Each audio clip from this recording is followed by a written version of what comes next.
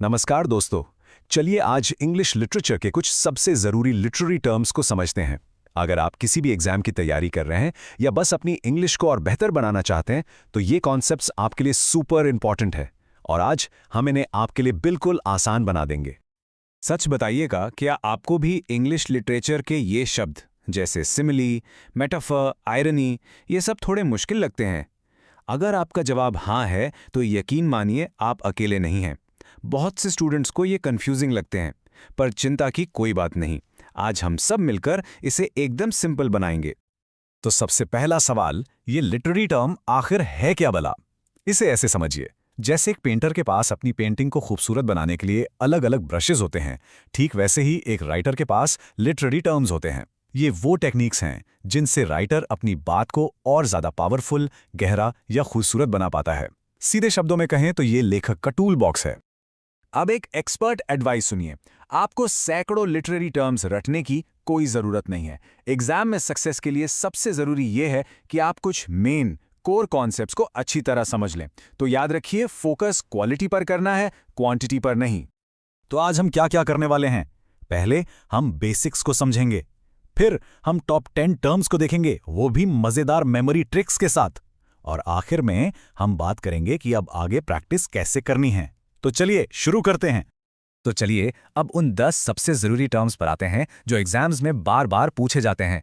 हम इन्हें एग्जाम्पल्स और आसान ट्रिक्स के साथ समझेंगे और शुरुआत हम उन 2 टर्म्स से करेंगे जिनमें लोगों को सबसे ज्यादा कंफ्यूजन होता है। ओके, सो नंबर 1 है सिमिली यानी उपमा। इसमें 2 अलग अलग चीजों की तुलना की जाती है, लेकिन कीवर्ड्स हैं लाइक या एज, इन शब्दों का इस्तेमाल करके। जैसे he is as brave as a lion, मतलब वो शेर जैसा बहादुर है। इसकी ट्रिक तो बहुत ही सिंपल है।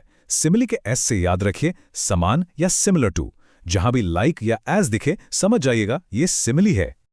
अब आता है नंबर 2, मेटाफोर यानी रूपक। ये भी एक तरह की तुलना ही है, पर यह ज्यादा डायरेक्ट और पावरफुल होती है। इसमें लाइक या एज का कोई काम नहीं। यहां हम सीधे कह देते हैं कि एक चीज ही दूसरी चीज है। जैसे ही इज अ लायन, इसका मतलब ये नहीं कि वो सच में जानवर है, बल्कि उसमें शेर वाले गुण हैं। तो मेटाफोर एक चीज को दूसरी चीज का रूप ही दे देता है। आप जरा इस स्लाइड को ध्यान से देखिए, सारा कंफ्यूजन यहीं क्लियर हो जाएगा। लेफ्ट साइड पर देखिए, he fights like a lion. Like लगा है तो ये सिमिली है, एक इनडायरेक्ट कंपैरिजन। और राइट साइड पर he is a lion in the fight, ये मेटाफर है, एक डायरेक्ट कंपैरिजन। देखा आपने, बस एक शब्द लाइक के हट जाने से ही पूरी बात का असर कैसे बदल गया। अगला वाला तो बहुत आसान है, एलिटरेशन यानी अनुप्रास। जब किसी सेंटेंस में आसपास के शब्दों की शुरुआत एक ही कॉन्सोनेंट साउंड से होती है तो वो एलिट्रेशन है। अरे अपना हिंदी वाला टंग ट्विस्टर याद है, चंदू के चाचा ने, यहां च की साउंड बार बार आ रही है, बस यही एलिट्रेशन है। इसकी ट्रिक, एलिट्रेशन के ए से याद रखो आवाज, एक ही आवाज का रिपीटेशन। चलिए अब बात करते हैं पर्सोनिफिकेशन की। इसका मतलब है मानवीकरण। जब हम किसी बेजान चीज, मतलब नॉन लिविंग थिंग या किसी जानवर को इंसानों वाले गुण या फीलिंग्स दे देते हैं, उसे पर्सोनिफिकेशन कहते हैं। जैसे the sun smiled at us. अब सूरज सच में तो मुस्कुरा नहीं सकता, है ना? ये तो इंसानी क्वालिटी है। इसकी ट्रिक तो इसके नाम में ही है, पर्सन आइफिकेशन। आप किसी चीज को एक पर्सन बना रहे हैं। आहा, अब आया सबसे मजेदार वाला, ओनोमैटोपोइया। नाम थोड़ा मुश्किल है पर कॉन्सेप्ट बहुत फन है। ये वो शब्द हैं जो किसी चीज की असली आवाज की नकल करते हैं। जैसे घड़ी की टिक टॉक, बिल्ली की म्याओ या फिर किसी धमाके की बूम। जो शब्द है वही आवाज है। सिंपल है ना? हाइपरबली, अरे ये तो हम अपनी डेली लाइफ में हर रोज यूज करते हैं। इसका मतलब है किसी बात को बहुत बढ़ा चढ़ाकर कहना। जैसे जब हम कहते हैं मैं भूख से मर रहा हूं, सच में थोड़ी ना मर रहे होते हैं, बस ये बताते हैं कि भूख बहुत जोरों की लगी है। इसकी ट्रिक भी सिंपल है। हाइपर का मतलब ये होता है बहुत ज्यादा या extra, so it's an over the top statement. अब आते हैं आयरनी पे, यानी व्यंग्य। ये तब होता है जब कही गई बात का असली मतलब उसके शब्दों से एकदम उल्टा हो। सोचिए, बाहर जोर का तूफान आया हुआ है और आपका दोस्त कहता है wow what a lovely day. समझ गए ना? जो बोला उसका मतलब ठीक उल्टा है। इसी को आयरनी कहते हैं। Next up, imagery. बहुत लोग सोचते हैं कि इमेजरी का मतलब सिर्फ इमेज यानी देखने से होता है। पर ऐसा नहीं है। जब राइटर ऐसे शब्द यूज करें जो आपके पांचों senses sight, sound, smell, taste और टच सबको जगा दे, उसे इमेजरी कहते हैं। जैसे the hot spicy curry made his eyes water. इस लाइन को पढ़कर ही मुंह में पानी आ गया ना। बस यही इमेजरी का कमाल है। इसकी ट्रिक, इमेजरी में इमेज शब्द है क्योंकि ये आपके दिमाग में एक पूरी पिक्चर बना देता है। सिंबलिज्म यानी कि प्रतीकवाद। इसका मतलब है जब कोई छोटी सी चीज किसी बड़े आइडिया या कॉन्सेप्ट को रिप्रेजेंट करती है। जैसे एक कबूतर सिर्फ एक पक्षी नहीं, वो शांति का प्रतीक है, या कमल का फूल पवित्रता का सिंबल है। तो एक सिंपल साइन एक बिग आइडिया को दिखाता है। और हमारा 10वां और आखिरी टर्म है एलिगरी। आप इसे सिंबलिज्म का ही एक बड़ा वर्जन समझ सकते हैं। एलिगरी एक पूरी कहानी होती है जिसके कैरेक्टर्स और इवेंट्स सब मिलकर किसी बड़े मॉरल या पॉलिटिकल आइडिया का सिंबल होते हैं। सबसे बेस्ट एग्जाम्पल है कछुए और खरगोश की कहानी। वो कहानी सिर्फ एक रेस के बारे में नहीं है, वो इस आइडिया की एलिगरी है कि slow and steady wins the race. इसकी ट्रिक, एलिगरी में ऑल याद रखिए, क्योंकि कहानी के ऑल यानी सभी पार्ट्स का एक हिडन मीनिंग होता है। तो ये थे हमारे टॉप 10 लिटरेरी टर्म्स। लेकिन काम यहीं खत्म नहीं होता। इन्हें सिर्फ समझ लेना पहला स्टेप है। असली मास्टरी तो प्रैक्टिस से ही आएगी। तो सवाल यह है कि अब आगे क्या? इन्हें मास्टर करने के लिए एक सिंपल 4 स्टेप प्लान है। 1. इन 10 टर्म्स को फिर से रिवाइज कीजिए। 2. अपनी किताबों या कहानियों में इनके एग्जाम्पल्स ढूंढने की कोशिश कीजिए। 3. खुद इनका इस्तेमाल करके नए सेंटेंसेस बनाइए। एंड 4.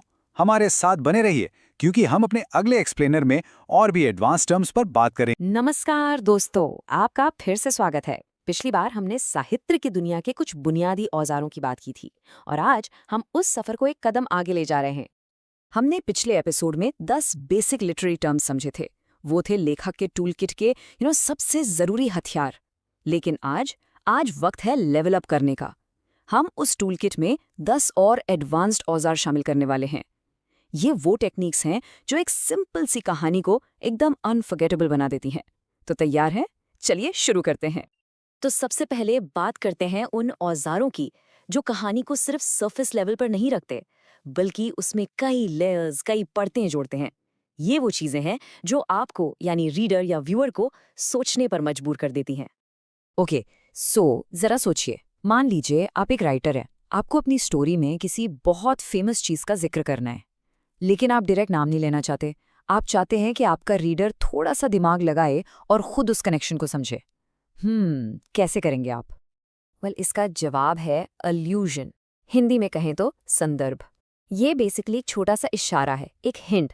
राइटर आपसे उम्मीद करता है कि आप उस हिंट को पकड़ लेंगे और कहानी में एक नया गहरा मतलब जोड़ देंगे। ये एक तरह का इंटेलेक्चुअल विंक है राइटर और रीडर के बीच, एक कनेक्शन सा बन जाता है। और मज़ेदार बात यह है कि हम इसे रोज यूज करते हैं। जब कोई कहता है यार उसकी अकीलीज हील उसकी ईमानदारी है, तो हम फौरन समझ जाते हैं कि ये उसकी सबसे बड़ी कमजोरी है, a direct reference to Greek mythology.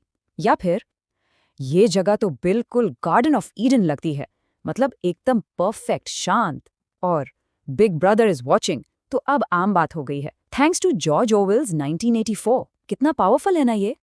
Okay, आगे बढ़ते हैं। कहानी में डेप्थ लाने का एक और जबरदस्त टूल है आर्केटाइप, यानी आधे रूप।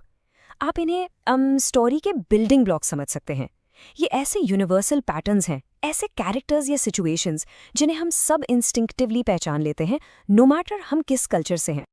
सोच के देखिए ना, द हीरो जैसे रामायण में श्री राम जो हमेशा सही के लिए खड़े होते हैं, द मेंटर यानी गुरु जैसे हैरी पॉटर में डम्बलडोर जो हीरो को रास्ता दिखाते हैं, या फिर द विलन ओथेलो का इयागो जो बस बुराई करना चाहता है। ये कैरेक्टर्स यूनिवर्सल हैं और इन्हीं आर्केटाइप्स की वजह से हम कैरेक्टर्स से फौरन कनेक्ट कर पाते हैं। तो ये तो हुई बात स्टोरी में डेप्थ लाने की। अब आते हैं सबसे इंपॉर्टेंट चीज पर, कैरेक्टर्स। आखिर एक अच्छी कहानी को उसके कैरेक्टर्स के लिए ही तो याद रखा जाता है, राइट? तो चलिए देखते हैं कि राइटर्स इन किरदारों में जान कैसे फूंकते हैं। इसी सिलसिले में एक बहुत ही खास जॉनरा है बिल्डिंग्स रोमान। थोड़ा अजीब नाम है, आई नो। ये एक जर्मन वर्ड है जिसका मतलब है एक coming of age story. Basically ये ऐसी कहानी है जिसमें हम मेन कैरेक्टर को बचपन से या जवानी से एक मैच्योर अडल्ट बनते हुए देखते हैं, उसका पूरा सफ़र, उसकी गलतियाँ, उसकी ग्रोथ, सब कुछ। और इसके एग्जाम्पल्स हर जगह हैं। क्लासिक लिटरेचर में शार्लेट ब्रॉन्टे की जेन एयर है। मॉडर्न टाइम्स में पूरी हैरी पॉटर सीरीज ही एक परफेक्ट बिल्डिंग्स रोमन है। हम हैरी को 11 साल के बच्चे से एक पावरफुल विजर्ड बनते देखते हैं, राइट? और बॉलीवुड में वेक अप सिड, परफेक्ट एग्जाम्पल, एक केयरलेस लड़के से एक रिस्पॉन्सिबल आदमी बनने की कहानी। ओके, अब एक ऐसे हीरो की बात करते हैं जो हीरो जैसा बिल्कुल नहीं है। इसे कहते हैं बायरॉनिक हीरो। इसका नाम आया है फेमस पोएट लॉर्ड बायरन से। तो सोचिए, ये कैरेक्टर आमतौर पर बहुत इंटेलिजेंट है, कैरिज्मेटिक है, लेकिन एट द सेम टाइम बहुत मूडी है, अकेले रहना पसंद करता है और उसका पास्ट उसे हमेशा परेशान करता रहता है। हाँ, आप इसे एक तरह का एंटी हीरो भी कह सकते हैं, अट्रैक्टिव बट डेंजरस भी। वो काम तो सही करेगा, लेकिन उसके तरीके हमेशा अजीब या कॉन्ट्रोवर्शियल होंगे। इसका एक क्लासिक एग्जाम्पल है प्राइड एंड प्रेजुडिस के मिस्टर डार्सी। शुरू में वो कितने रूड लगते हैं, राइट? लेकिन जैसे जैसे स्टोरी आगे बढ़ती है, हमें उनकी डेप्थ समझ आती है। That's a Byronic hero for you. कैरेक्टर्स की बात हो गई, चलिए अब आगे बढ़ते हैं प्लॉट की तरफ। कहानी के उतार चढ़ाव। एक अच्छा प्लॉट ही तो है जो हमें बुक से या स्क्रीन से चिपकाए रखता है। तो आइए देखते हैं कि प्लॉट को और इंटरेस्टिंग कैसे बनाया जा सकता है। पहला टूल है अनैक्रोनिज्म। इसका सिंपल सा मतलब है आउट ऑफ टाइम। मतलब स्टोरी के टाइम पीरियड में कोई ऐसी चीज डाल देना जो उस टाइम एग्जिस्ट ही नहीं करती थी। और ये मजेदार है क्योंकि कभी एक सिंपल सी गलती होती है और कभी कभी राइटर ये जानबूझकर करता है। जैसे इमेजिन कीजिए, एक एंशिएंट रोम पर बनी फिल्म में कोई कैरेक्टर डिजिटल वॉच पहने हुए हैं। वुप्स, ये तो एक क्लियर मिस्टेक है। लेकिन जब शेक्सपियर ने अपने प्ले जूलियस सीजर में क्लॉक का जिक्र किया, तब उस जमाने में ऐसी क्लॉक्स नहीं थी। तो क्या ये गलती थी या उन्होंने ये डिलिबरेटली किया ताकि ऑडियंस कनेक्ट कर सके? See, it can be a mistake और अ क्लेवर टूल। नेक्स्ट वाला तो आप सब जानते हैं, फ्लैशबैक। हम सभी ने फिल्म्स में देखा है। इसका टेक्निकल थोड़ा फैंसी नाम है एनालिप्सिस। सिंपल है, प्रेजेंट स्टोरी के बीच में अचानक से पास का कोई सीन दिखाना। ऐसा क्यों करते हैं? ताकि हमें कैरेक्टर के आज के एक्शंस का रीजन समझ आए। बिल्कुल, कहानी को आगे बढ़ाने के लिए कभी कभी पीछे जाना जरूरी होता है। फ्लैशबैक सिर्फ पास्ट दिखाने के लिए नहीं है, वो कैरेक्टर डेवलपमेंट करते हैं, सस्पेंस बिल्ड करते हैं, प्लॉट की सीक्रेट्स रिवील करते हैं। बहुत बहुत इंपॉर्टेंट टूल है ये। और अब एक थोड़ा कॉन्ट्रोवर्शियल डिवाइस, इसे कहते हैं डेउस एक्स माकिना। लिटरली इसका मतलब है गॉड फ्रॉम द मशीन। ये तब यूज होता है जब स्टोरी ऐसी जगह फंस जाती है जहां से निकलना नामुमकिन लगता है और फिर अचानक से आउट ऑफ नोवेयर कोई अनजानी शक्ति आकर सब ठीक कर देती है। ज्यादातर लोग इसे एक लेजी राइटिंग की निशानी मानते हैं। चलिए अब हम अपने आखिरी सेक्शन में आ गए हैं। यहाँ हम बात करेंगे शब्दों के जादू की, क्योंकि सिर्फ क्या कहा जा रहा है वो इम्पोर्टेंट नहीं है, कैसे कहा जा रहा है वो भी उतना ही जरूरी है। Let's talk about the magic of words. ये कोड सुनिए जॉन एफ कैनेडी का, इसके रिदम पर ध्यान दीजिए। नोटिस किया उन्होंने बार बार एंड या और जैसे वर्ड्स यूज नहीं किए। इस टेक्निक को कहते हैं असिंडिटन। ऐसा करने से एक रिदम बनता है, एक अर्जेंसी आती है, बाद में एकदम से पावर आ जाती है। It hits you harder. Next है सिनेक्टिके। ओके, नाम थोड़ा कॉम्प्लिकेटेड है बट ट्रस्ट मी, हम सब इसे रोज यूज करते हैं। इसका फंडा सिंपल है, पार्ट फॉर द होल। मतलब आप किसी चीज के एक छोटे से हिस्से का नाम लेते हैं और आपका मतलब उस पूरी चीज से होता है। Seriously, you will be surprised जब आप कहते हैं हे नाइस व्हील्स, आपका मतलब पूरी कार से है, सिर्फ पहिए से नहीं। या कैप्टन कहता है ऑल हैंड्स ऑन डेक, तो उसका मतलब है सारे सेलर्स को बुलाओ, सिर्फ उनके हाथ नहीं। और सबसे कॉमन, इंडिया ने मैच जीत लिया, हमारा मतलब पूरा देश नहीं बल्कि इंडियन क्रिकेट टीम से होता है। देखा, सिंपल एंड इफेक्टिव। और आज का हमारा लास्ट टूल है अपॉस्ट्रोफी। नहीं, पंक्चुएशन वाला नहीं, लिटरेरी डिवाइस वाला। ये तब होता है जब कोई कैरेक्टर किसी ऐसी चीज या इंसान से बात करता है जो वहां है ही नहीं या जो जवाब नहीं दे सकता। इसका परफेक्ट एग्जाम्पल है शेक्सपियर का वो फेमस सीन जहां जूलियट कहती है ओ रोमियो रोमियो वेफो आता रोमियो। रोमियो वहां नहीं है, वो अपने दिल से, आसमान से बात कर रही है। ये उसके अंदर के इमोशंस को बाहर लाने का एक पावरफुल तरीका है। तो ये थे हमारे 10 नए एडवांस्ड औजार, कहानी को गहराई देने से लेकर किरदारों को जिंदा करने तक और शब्दों से जादू करने तक। तो अब एक छोटा सा होमवर्क आपके लिए। अगली बार जब आप कोई मूवी देखें या बुक पढ़ें तो इनमें से किसी टूल को ढूंढने की कोशिश कीजिए। नोटिस कीजिए कि राइटर ने उन्हें कैसे यूज किया है। इससे आप सिर्फ एक पैसिव ऑडियंस नहीं रहेंगे, आप एक एक्टिव एनालिस्ट बन जाएंगे।